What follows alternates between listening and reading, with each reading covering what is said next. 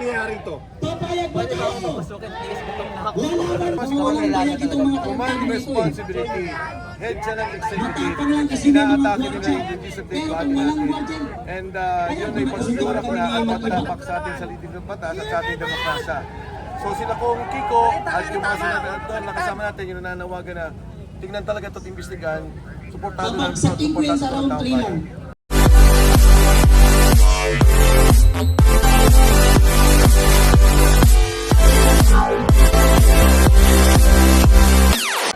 Ayan mga kababayan, gusto ko lamang pong sabihin po no, baka po kasi nakakalimutan ng mga kapulisan o yung mga humuhuli kay Senator Bato de la Rosa ang konstitusyon ng Pilipinas.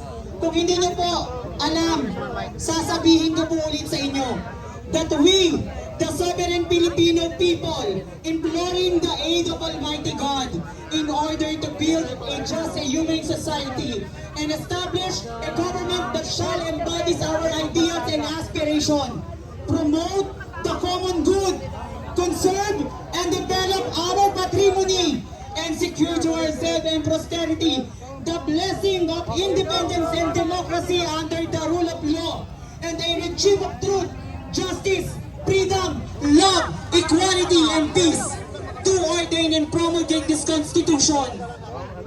Dapat ang sinusunod po natin ang Constitution ng Pilipinas, hindi ang Constitution ng ibang bansa. Tama po ba? At gusto ko lamang pong sabihin din po, baka nakakalimutan nyo, according to the Book of Law, 1987 Constitution Bill of Rights, Article 3, Section 1, that no person shall be deprived of life, liberty, or property without due process of law. Batas ng Pilipinas, hindi batas ng ICC. Tama po ba? At gusto ko lamang din pong sabihin sa inyo, no? Siyempre, ang punot dulo po nito ay gusto po nilang mapa-impeach ang ating Vice President Sara Duterte. Pero alam naman po natin na hindi tayo papayag. Tama po ba? Ang bawi po natin sa kanila ay sa 2028. Tama po ba? Ngayon, gusto ko pong sabihin po sa inyo na ang bayan ay may kanser na panglipunan na kailangang ibilad sa templo ng sambayanang Pilipino. At sa hangganang ito, kailangan nating sikapin na maikintal ang ating katotohanan, maging sa pag-ibig sa sarili sapagkat bilang isang anak ng bayan, alam ko, tayo ay nagkamali din. Tama ba? Nagkamali tayo. Sila lang pala, hindi tayo din. Hindi ko binoto si Bongbong Marcos. Nagkamali sila na binoto nila si Bongbong Marcos. Tama po ba? Okay. Gusto ko lamang pong sabihin po na ang kalakaran ng politika sa Pilipinas ay kada 3 taon lang. Tama po ba? Yes, we're part of the same party and sila not just as a party mate or as a fellow politician. I'm here to support him as a friend.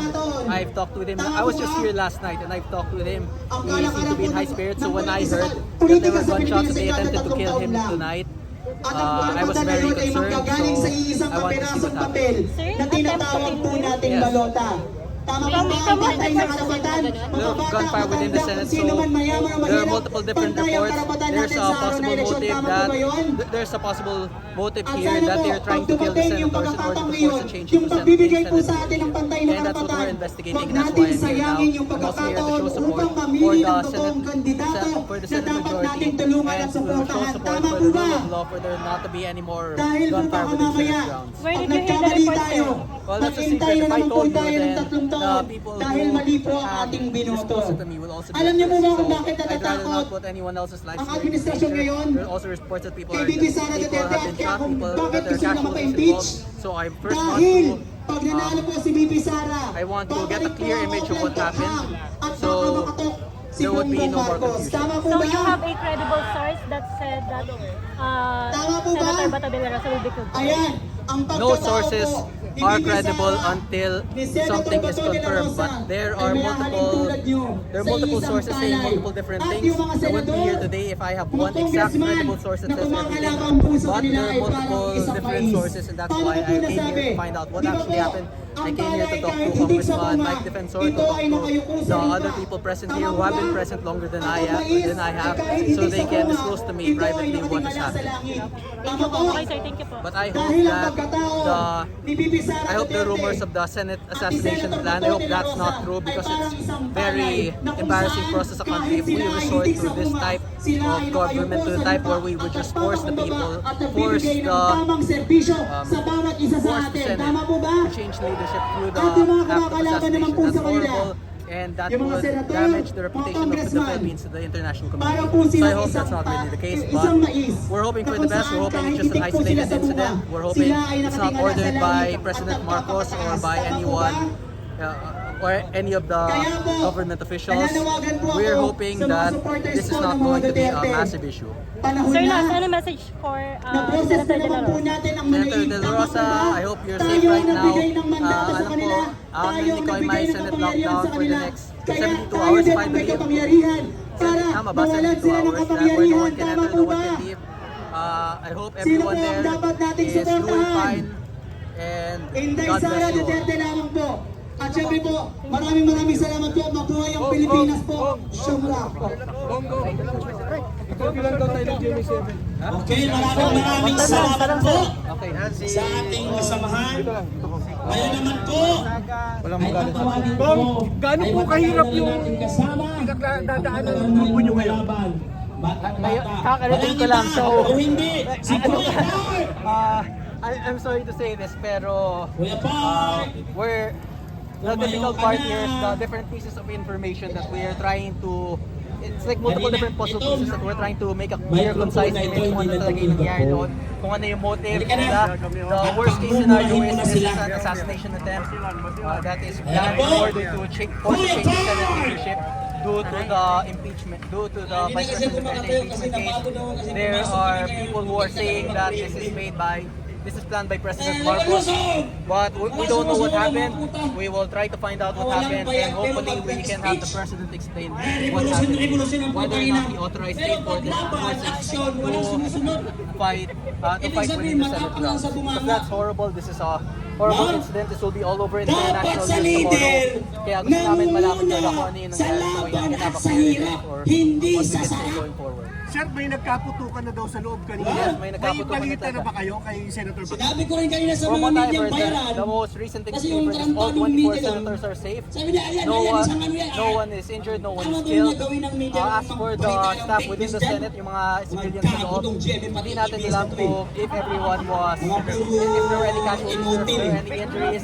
But assuming gunshots, then there are possibly casualties and injuries. We're hoping that walang masyadong Basta dito litisin we sa hope that ating is just bansa. a minor incident. Ito ay Republika ng Pilipinas. Hindi Hindi Republika ng Netherlands, gago.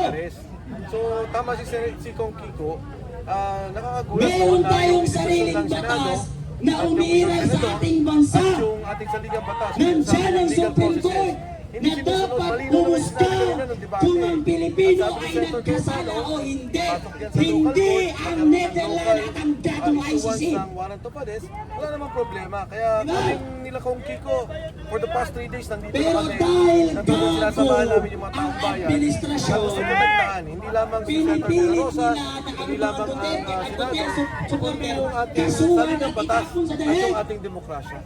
para wala silang Sir, makalaban sa nandyan po si eleksyon. DILG Secretary saka si PNP Chief. Papayag Ano ba pong panawagan niyo sa kanila ngayon? Emperador! Dito sa nangyayari ito. Papayag ba Pwede ba tayo? akong pasukin, please? Gutom na ako. Lalaban ba tayo? Hindi ba ako nakakalaban? Lalaban tayo para sa ating kinabukasan Wala pala. para sa ating In bansa. all seriousness, this is one of the Ipaglaban biggest, natin this kung will probably sino be the biggest ang political crisis totoong of this politiko year. na may pagmamahal sa ating mga Hopefully, Pilipino.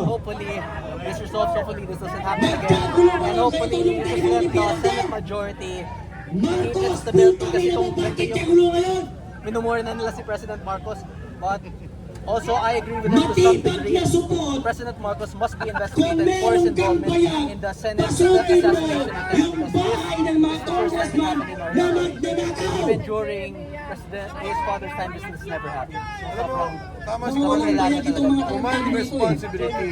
Head siya ng executive. Matapang lang kasi may mga Inaatake nila guardian. yung legislative Kaya body kung walang natin. guardian, And yun ay pagsigura ko na at tapak sa ating salitin ng batas at sa ating demokrasya. So sila kong Kiko at yung mga senador na kasama natin yung nananawagan na tingnan talaga ito't imbestigahan. Suportado namin ito, Babagsakin ko yan suportado sa ito ang round tao 3 lang. bayan. Thank you. Okay, maraming salamat po. Thank you. Have a great night.